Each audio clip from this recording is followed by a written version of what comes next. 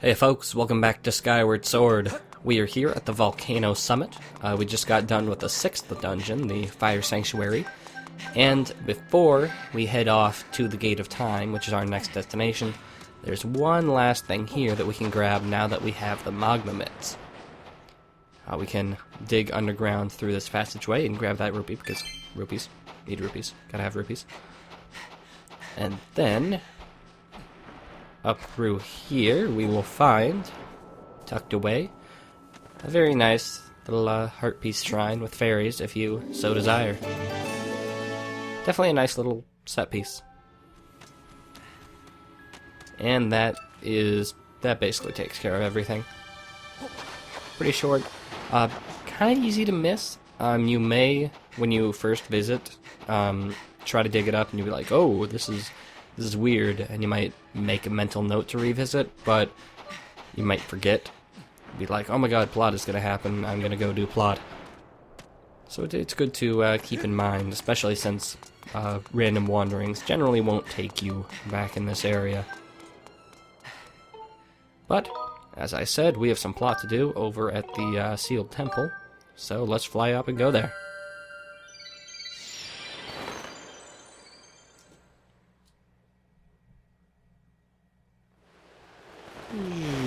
And down we go. Now, is it just me, or does this place look, like, different from when we first came? I think there's something's changed. I don't know. There's still, like, trees and vents and stuff, but there's something different. I don't know what. Well, that's different. Let's investigate.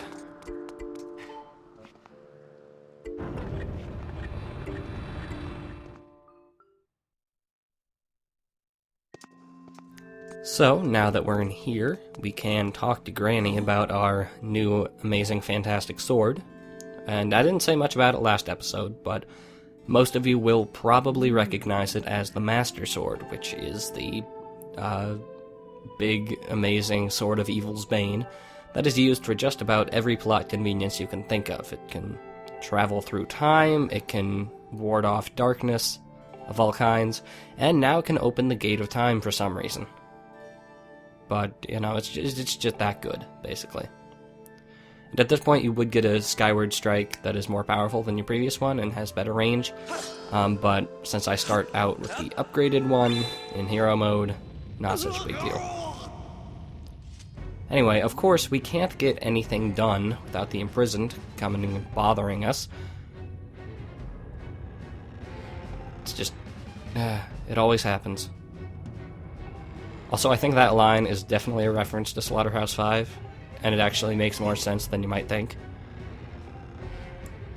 But, yeah. Now we have an opportunity to fight the Imprisoned again, but with a new toy in stow. You no doubt noticed those train tracks that, or rail tracks or whatever, that were on the outside there with the rail cart. That is Grus's new toy and new weapon. And we'll hear all about it in just a few moments. Alright, Grus, give me the scoop.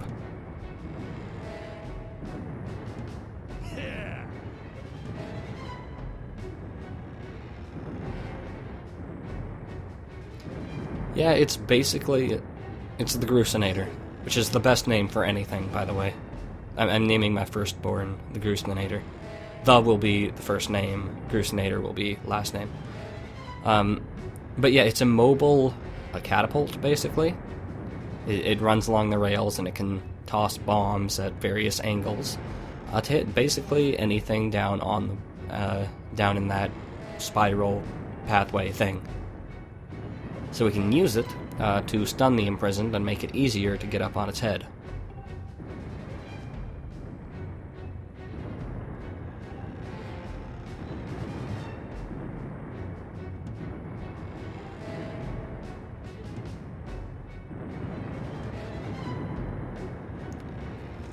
Alright, let's get this over with.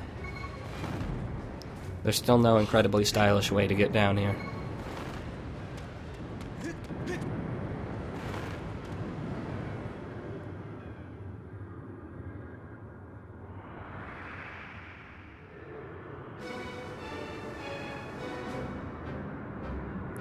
Now, of course, Grus isn't the only one with a new toy. Because the Imprisoned, as you can see, has gotten these things called arms. You may be familiar with them.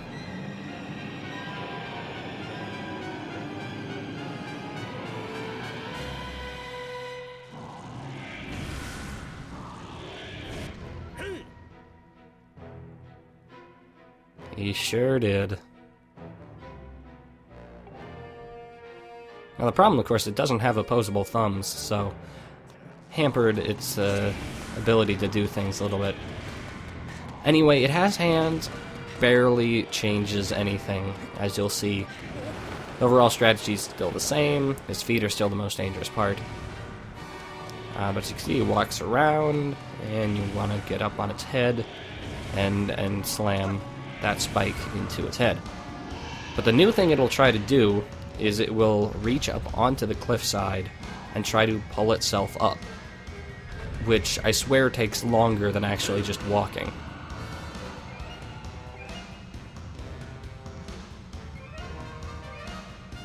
Yeah, you do that. Anyway, whenever Grus is ready, you can activate it, and as you'll see, explaining the controls there.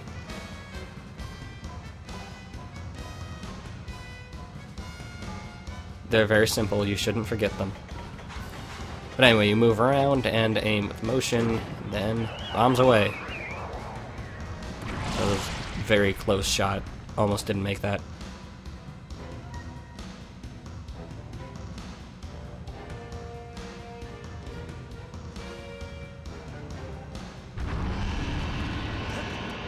Anyway, it wasn't actually very strategic for me to do that when I did it, because it's a much better idea to have him attacked when you're basically in position to strike. That way you don't waste time running around and trying to get to him. Because he wasn't going anywhere up on the cliff, so... Anyway, the first time you do things, it'll basically be the same as the first fight. Jump on his head, smash it in.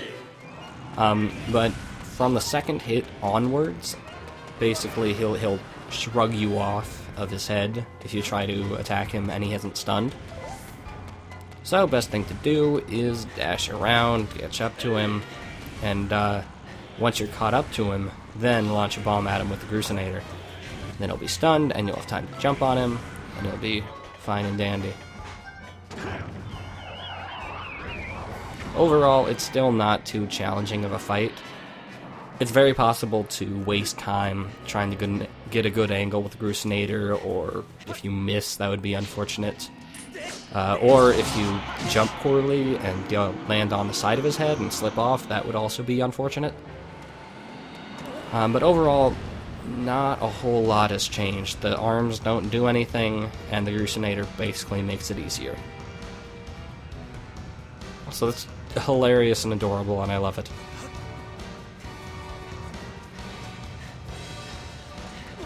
So then, of course, the last time you hit him, it's basically the same deal. Nothing has really changed. It can be a little tricky trying to jump off of like the upper platforms because they reach out a little further and it's harder to see him, but really not too much has changed. If you're really, really sadistic or you hate yourself, you can try destroying his feet like you did previously, maybe, but really no need, just use the Grusinator. Even if I showed off destroying his feet. If you throw his feet, he'll topple over and you can get him from the front, but much more trouble than it's worth. And once again, 3 hits and he's down.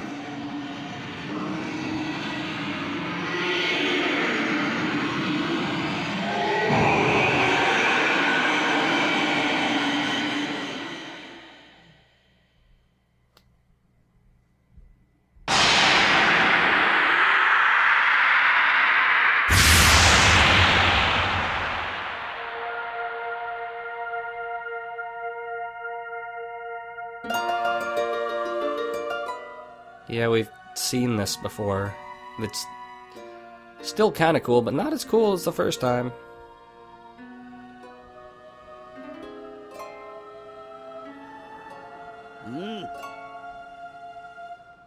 Yeah, I know how to do this, Granny. You don't need to tell me. So yeah, kind of along the lines of reusing the Girahim as a boss fight. A lot of people were disappointed in reusing the Imprisoned as a boss fight. And just so you know, this isn't the last time we'll fight him. So, kind of even worse. But anyway, for now, it's taken care of, so let's drive that spike into the ground.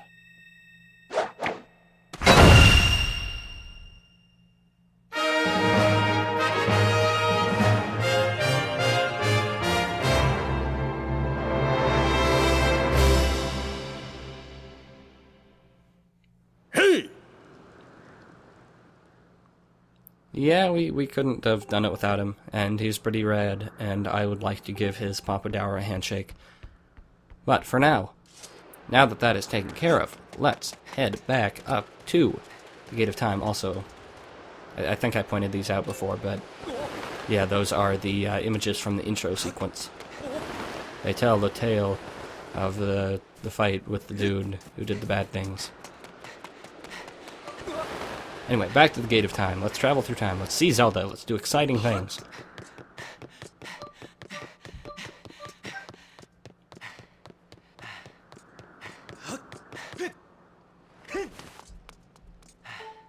In we go.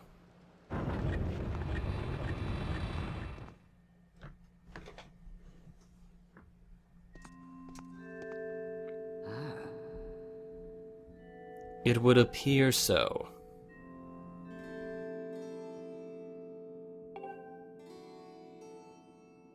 Yeah, Grus, that's my boy. Grus is the true hero.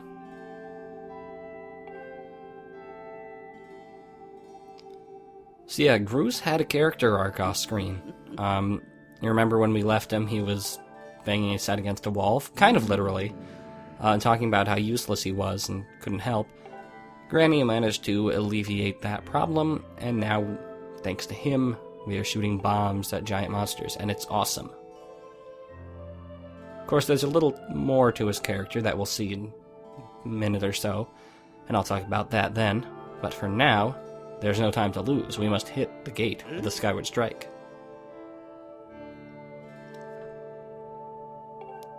Zap it, even.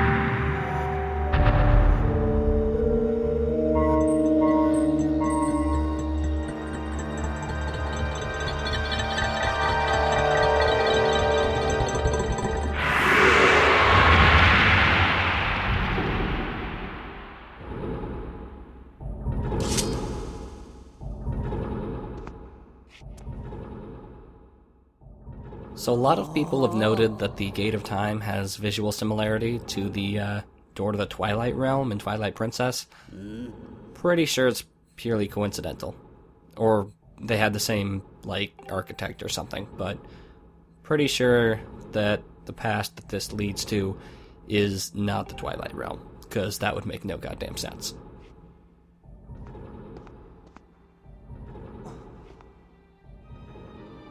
Anyway, I mentioned Grus had a little more to his character here. Basically, he's saying that he doesn't want to go through the gate and see Zelda, and he's saying that it's so that he can protect Granny. Because, like, I mean, he feels a debt to her, clearly, but I'm not sure I totally buy that explanation. I feel like he's so proud of the new person that he's become that he's kind of afraid to face his past and his old persona. And Zelda hasn't seen this new person and still has that notion of who he was in her mind, and he's afraid to face that. That's how I'm seeing it.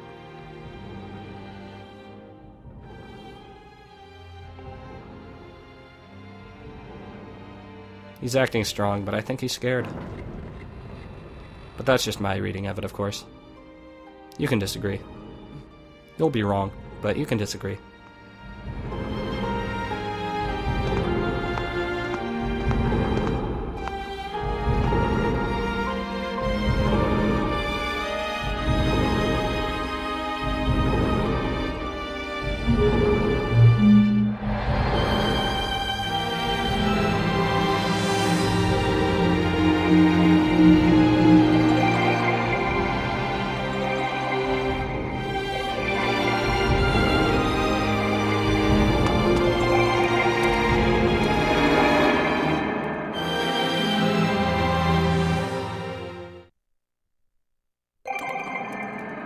And welcome to the ancient past.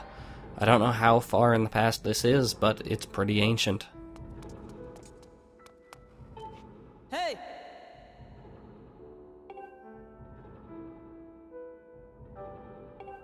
Now the thing about the past here, the Temple of Hylia is the only area that you can explore in the past. You can't go to the rest of Faron, or Eldin, or Lanayru, or anywhere. So the idea of going to the past is a little less cool. You know, you don't get to see how areas change over time. It's a little disappointing, a little unfortunate. The past basically serves as a plot device rather than an exploratory tool. Anyway, time to go see Zelda.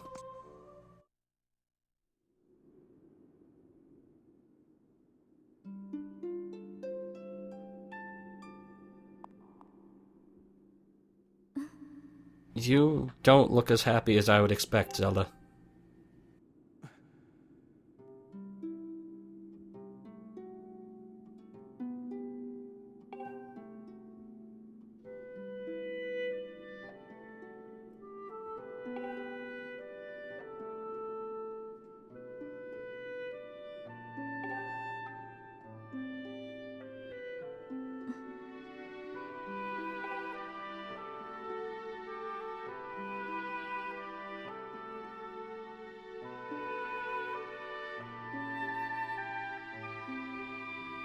The Triforce, of course, is the magical MacGuffin that most of the Zelda series is focused on. So a villain named Demise tried to get to the Triforce, and Hylia wasn't too fond of that, so she stuck it in a rock and sent that to the sky.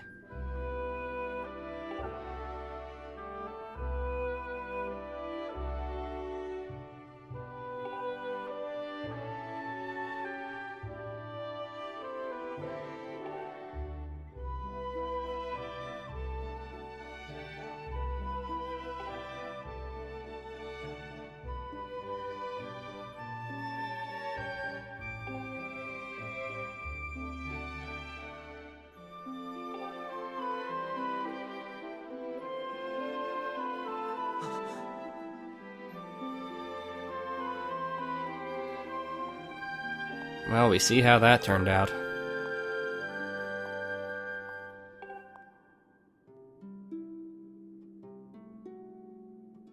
And that just seems like a terrible idea.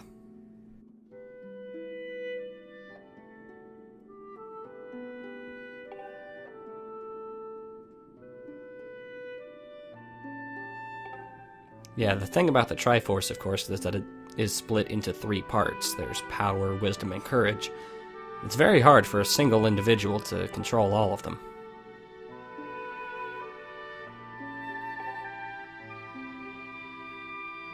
Well, aren't you just wonderful? And the whole thing, Zelda doesn't seem too thrilled about this turn of events.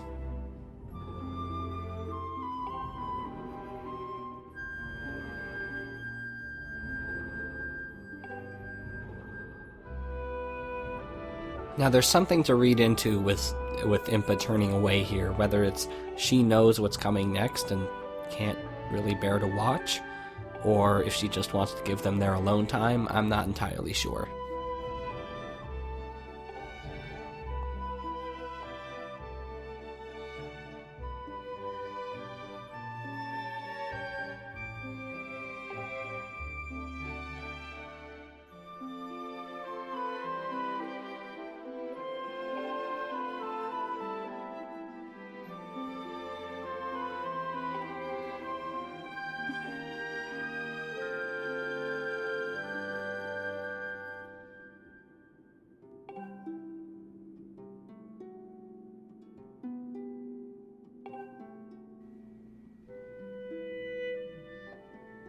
So yeah, Zelda needs to stick back here in order to maintain the seal. And that's the reason that the seal kept so long, however many centuries that it lasted, because she's back here.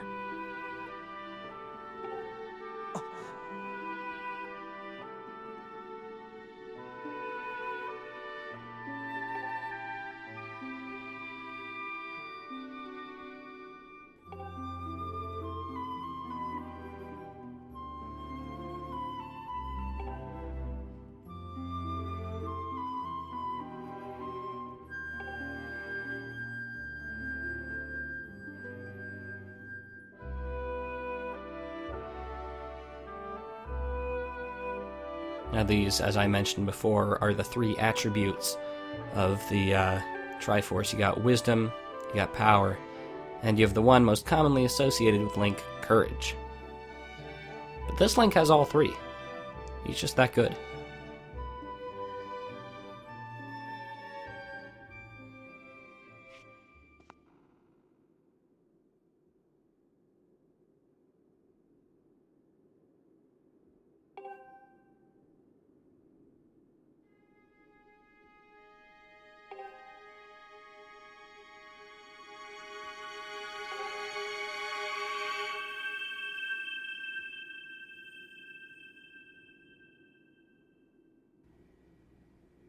Yeah, just to be clear, the triangles on his hand aren't actually literally the Triforce, it's just proof that he's worthy of each part.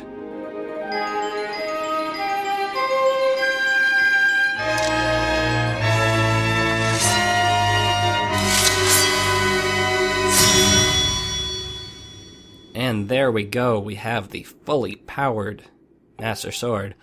All blue, all unfurled like that, and that fanfare you heard is the classic Master Sword fanfare that's been used since the sword was introduced in Link to the Past. And here we get into the personal business.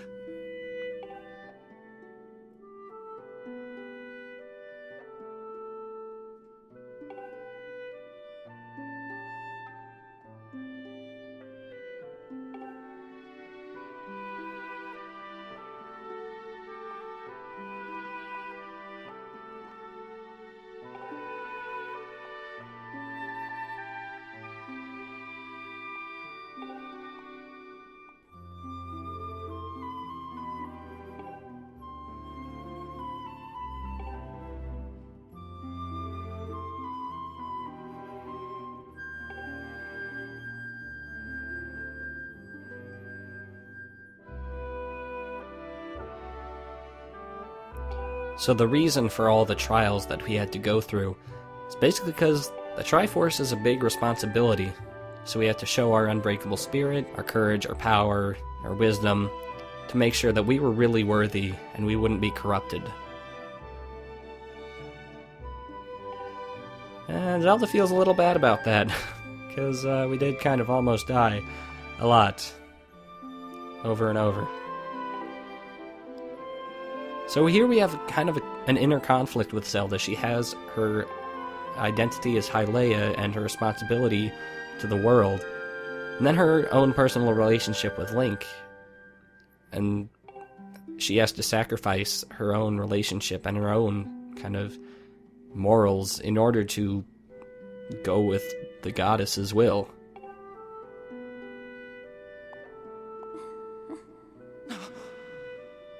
She's not happy about that.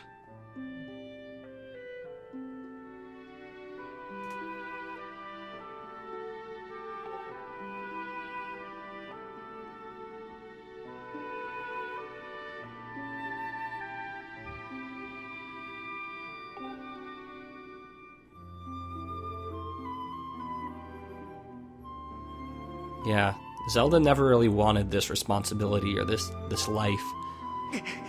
Basically, on the best day of her life, she had to drop down, and she was given all this responsibility, really, with no choice in the matter. And now, she basically has to sacrifice herself. So she's really not acting because she wants to save the world or stop demise.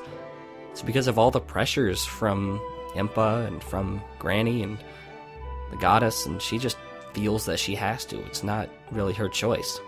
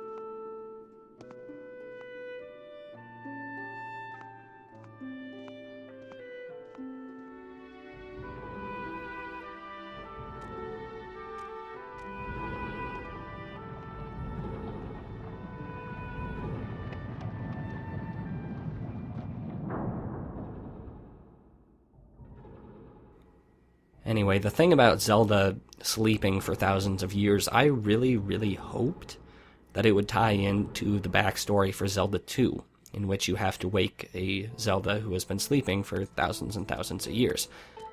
It has nothing to do with it, unfortunately. Also, you see I have low battery. Don't worry, I'll fix that. But yeah, Zelda's stuck here until we get rid of Demise permanently. Let's figure out a way to do that.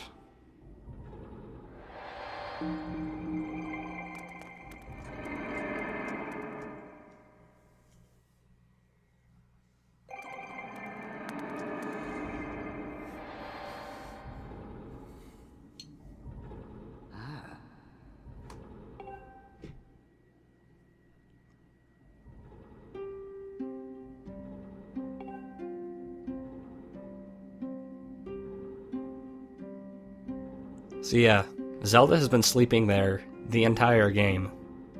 Just when you think about it. I always love time travel like that. So to defeat Demise, we need to find the Triforce, and it's somewhere on Skyloft.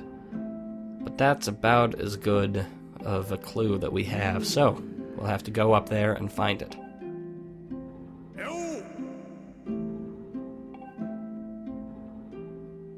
Hey there, Grus.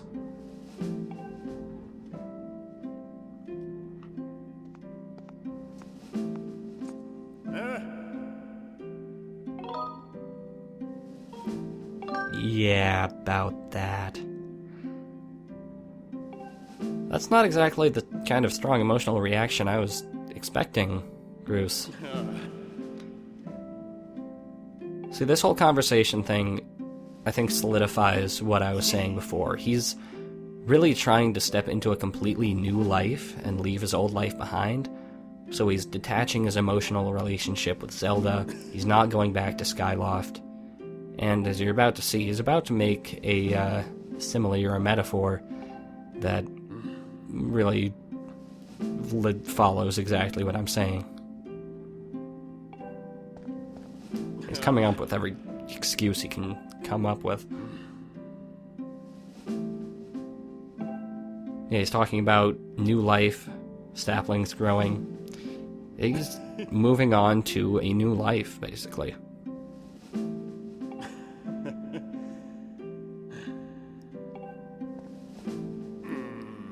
And I'm sure it's harder for him than he's letting on. That's why he's making all these excuses.